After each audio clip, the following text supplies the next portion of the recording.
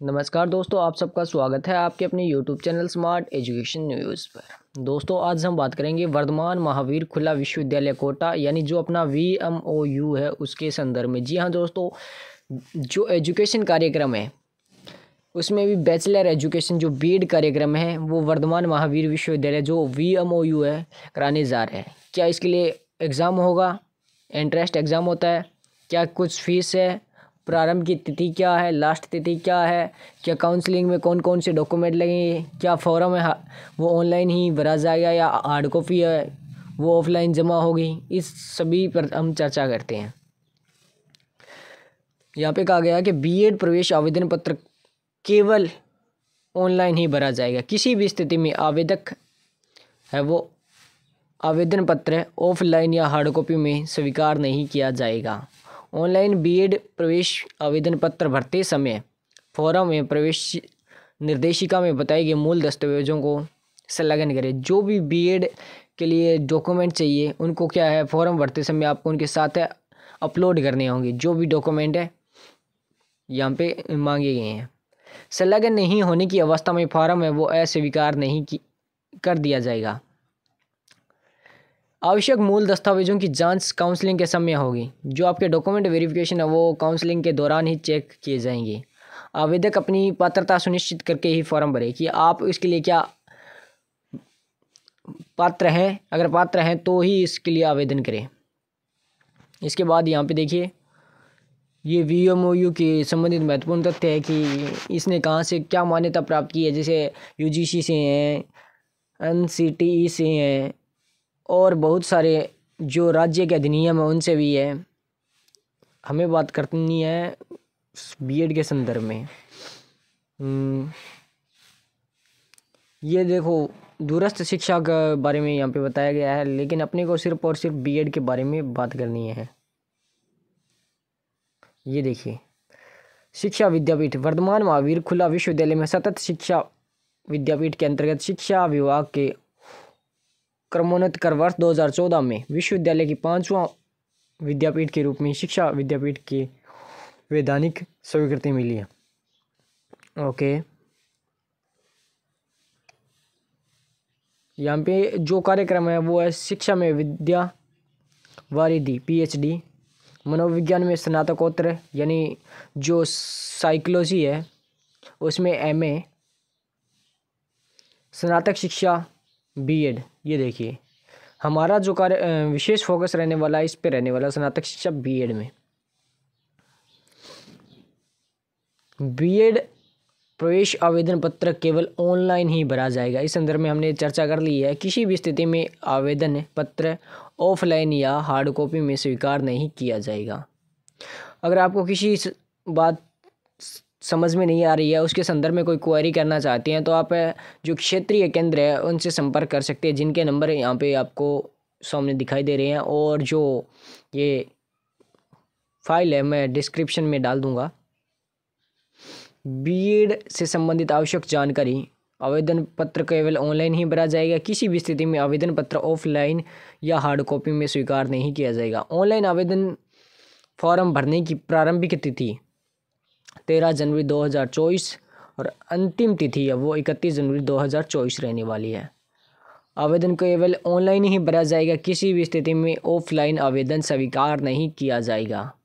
प्रवेश प्रक्रिया शुल्क 500 रुपये, ई-मित्र नेट बैंकिंग के माध्यम से।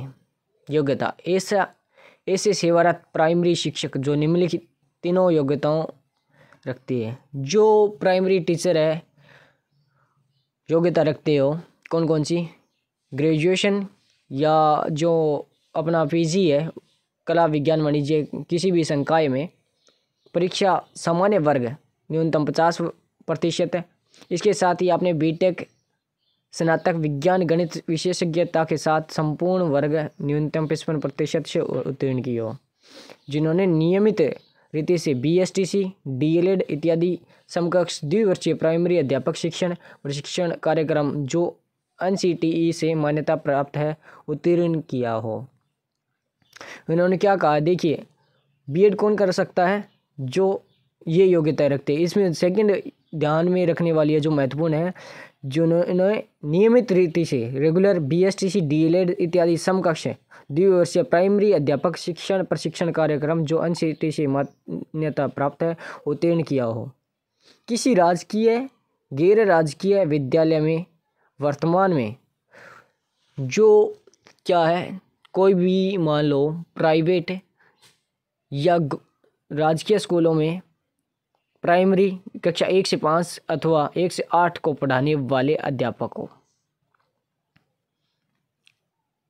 यहाँ पे थोड़ी सी ये भी हमें समझनी चाहिए, 1 से जो 8 को 6 से 8 को पढ़ाते हैं वो चाहे राजकीय हो चाहे निजी हो, उनमें बीएड वाले ही पढ़ाते हैं। तो यहाँ पे जो कक्षा 1 से 5 उनके लिए ये विशेष है। राजस्थान के अनुसूचित जाति जनजाति अन्य पिछड़ा वर्ग नॉन क्रीमिलियर अति पिछड़ा वर्ग नॉन क्रीमिलियर दिव्यांग तथा विधवा एवं तलाकशुदा महिला अभ्यर्थियों को उक्त स्नातकोत्तर अर्हता प्रतिशत में 5% की छूट प्रदान की जाएगी। जी हाँ दोस्तों, ये भी बहुत बड़ा कहा गया है कि अगर इनको 5% की छूट दी जाएगी, किस में दी जाएगी, इनकी जो ग्रेजुएशन है उनमें, या जो इनकी पीजी है उसमें छूट दी जाएगी। नोट क्या है यहाँ, समकक्ष से तात्पर्य प्रशिक्षण कार्यक्रम 2 वर्ष की पूर्ण अवधि का नियमित रीति से किया होना चाहिए तथा एनसीटी से मान्यता प्राप्त होना चाहिए। इसमें कम अवधि के लिए पाठ्यक्रम के आधार पर किसी राज्य सरकार ने प्रार्थी को तृतीय श्रेणी अध्यापक की नियुक्ति दे दी हो तो भी यह दावा नहीं किया जा सकता कि वह शिक्षण प्रशिक्षण कार्यक्रम 2 वर्षीय बीएसटीसी डीएलएड के समकक्ष है। प्रार्थी स्वयं उस पाठ्यक्रम की अवधि तथा बीएसटीसी डीएलएड का एनसीटी से मान्यता प्रमाण पत्र प्राप्त कर ही प्रवेश फॉर्म भरे व संलग्न करें। चयन होने पर काउंसलिंग के समय उसे प्रस्तुत करना होगा। अच्छी बात है ये। यदि किसी अभ्यर्थी के बीएसटीसी डीएलएड की अंक तालिका प्रमाण पत्र परीक्षा सत्र परिणाम घोषणा की तिथि 2-3 माह से ज़्यादा का अंतर हो तो प्रार्थी इस बात का प्रमाण पत्र प्रस्तुत करे कि उससे के प्रथम वर्ष एवं द्वितीय वर्ष का नियमित रीति से पूर्ण करने का शिक्षण सत्र क्या है। ऐसा विद्यार्थी अपनी संस्थान से जारी स्थानांतरण प्रमाण पत्र अथवा चरित्र प्रमाण पत्र पर लिखवा कर प्राप्त करें, तभी प्रवेश आवेदन भरें।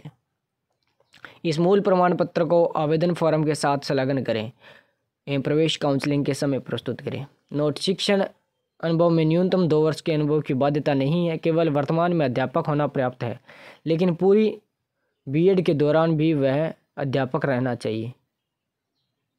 यदि कोई विद्यार्थी परिवीक्षा काल के दौरान आवेदन कर रहा है तो विभाग से स्वीकृति लेना उसकी स्वयं की जिम्मेदारी होगी। विभाग उसे किन्हीं शर्तों पर स्वीकृति दे देता है तो बीएड अवधि में नियत समय पर यदि कोई घटक पूर्ण नहीं कर पाता तो विश्वविद्यालय इसके लिए जिम्मेदार नहीं होगा। बीएड के दोनों वर्षों में संभावित कैलेंडर में उल्लेखित तिथियों में किसी कारणवश परिवर्तन हो तो यह विद्यार्थियों को मान्य होगा। क्या कुछ कहा है विद्यार्थियों के लिए, बहुत भयंकर है। नोट, विद्यार्थी क्या है, स्नातकोत्तर विषय का उल्लेख करें जिनका स्नातक में वांछित प्रतिशत है, सामान्य 50% है, वर्ग 45 नहीं है। स्नातकोत्तर में यह वांछित प्रतिशत है, ठीक है। यदि किसी विद्यार्थी ने 2 विषयों में स्नातकोत्तर कर रखा है तो उसी स्नातकोत्तर विषय का उल्लेख करें जिसमें संबंधित विषय बीएड में लेना है। इसमें अब क्या कहा गया है,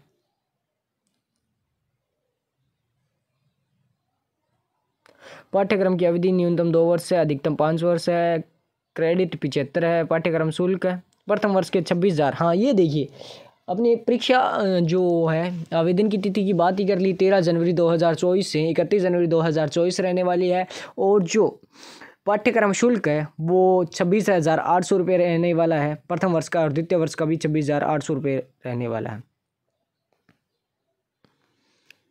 अब इस पर पूरी लाइन क्या लिखी है वो बात कर लेते हैं। तो राज्य सरकार द्वारा परिवर्तन राशि दोनों में से जो भी अधिक है वरीयता सूची में आने पर काउंसलिंग के दौरान पात्र होने की स्थिति में मुख्यालय कोटा पर विश्वविद्यालय परिसर स्थित पंजाब नेशनल बैंक चालान जमा किया जाएगा।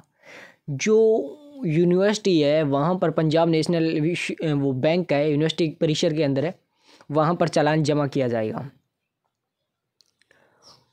द्वितीय वर्ष में प्रथम वर्ष की परीक्षा के उपरांत द्वितीय वर्ष के जनवरी फरवरी माह के प्रथम सप्ताह में ऑनलाइन फॉर्म भरते समय द्वितीय वर्ष का शुल्क निःशुल्क जो शुल्क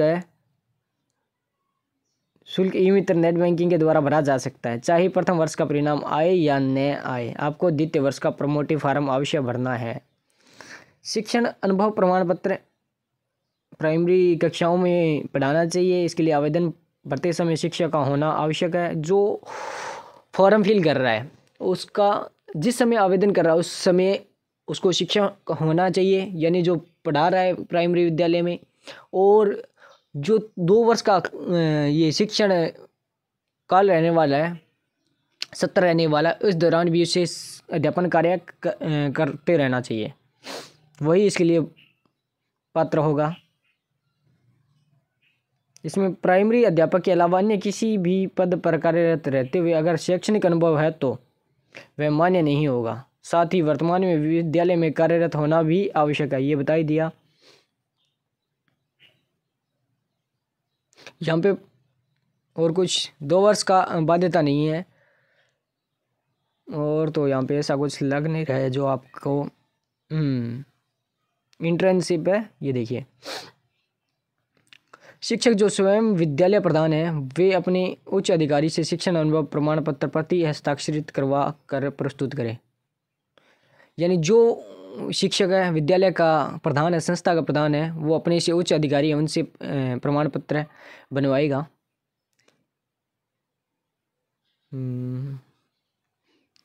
यहाँ पे वे अभ्यर्थी जो राज्य से बाहर किसी राज्य केंद्र सरकार के किसी विद्यालय में कार्यरत है वे अपने शिक्षण अनुभव प्रमाण पत्र को संबंधित जिला शिक्षा अधिकारी जो डीईओ है समकक्ष अधिकारी से प्रति हस्ताक्षर करवा कर मैं जावा का क्रमांक के प्रस्तुत करें अथवा नियुक्ति पत्र एवं इस आशय का अनापत्ति पत्र अपने नियोक्ता से बनवा कर ले आएंगे कि यदि इस विश्वविद्यालय की बीएड कार्यक्रम में प्रवेश हो जाता है तो वे अवकाश लेकर इंटर्नशिप है, प्रैक्टिस है, टीचिंग है, फाइनल लेसन इत्यादि लगभग 6 माह के। गजब, यानी आपकी इंटर्नशिप होगी, प्रैक्टिस टीचिंग होगा, फाइनल लेसन होगा इत्यादि 6 माह के कार्य राजस्थान राज्य विद्यालय में करेंगे और उनके विद्यालय विभाग को इस हेतु कोई आपत्ति नहीं होगी। यह अनापत्ति प्रमाण पत्र है, उन्हें काउंसलिंग के समय प्रस्तुत करना होगा।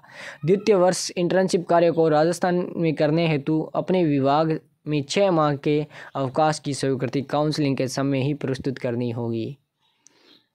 प्रथम वर्ष में 144 घंटे का सत्र पर्यंत बटा हुआ है। प्रायोगिक कार्य भी राजस्थान स्कूलों में ही करना होगा। इन्हें हिदायत दी जाती है कि वे अपने विद्यालय विभाग में पूर्ण रूप से अवकाश मिलने की स्थिति तथा अनापत्ति प्रमाण पत्र के मिलने की स्थिति में ही बीएड प्रवेश फॉर्म भरें। उपरोक्त सभी के अभाव में काउंसलिंग के समय उन्हें प्रवेश नहीं दिया जाएगा। यदि किसी अभ्यर्थी का अथवा रक्षाकर्मी ने राजस्थान राज्य से बाहर रहते हुए शिक्षण प्रमाण पत्र बीएसटीसी डीएलएड नाम के अलावा नाम से रखा है तो वह उस संस्थान से इस पाठ्यक्रम की अवधि 2 वर्ष का होना, पाठ्यक्रम की नियमित रीति से होना, एनसीटीई से मान्यता प्राप्त होना, तीनों का उल्लेख किया होना चाहिए। प्रमाण जारी करवा कर प्रस्तुत करें और इससे प्रवेश फॉर्म भरते समय संलग्न करें। काउंसलिंग के समय प्रस्तुत करें। इसके अभाव में वो बीएड यानी जो दूरस्थ शिक्षा हेतु पात्र नहीं होंगे। और आपको चयन से संबंधित कुछ दिशा निर्देश में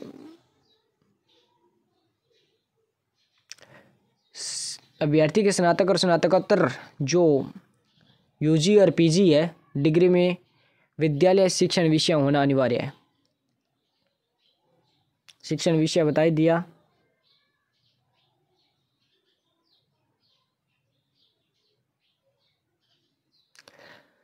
एकल बैठक परीक्षा पद्धति से स्नातक परीक्षा उत्तीर्ण होनी चाहिए। अभ्यर्थी चाहिए उन्होंने बाद में स्नातकोत्तर परीक्षा उत्तीर्ण क्यों न कर ली हो, बीएड प्रवेश परीक्षा में बैठने हेतु पात्र नहीं है। इस प्रकार 10+2+3 या 10+1+3 परीक्षा पद्धति से परीक्षा उत्तीर्ण नहीं करने वाले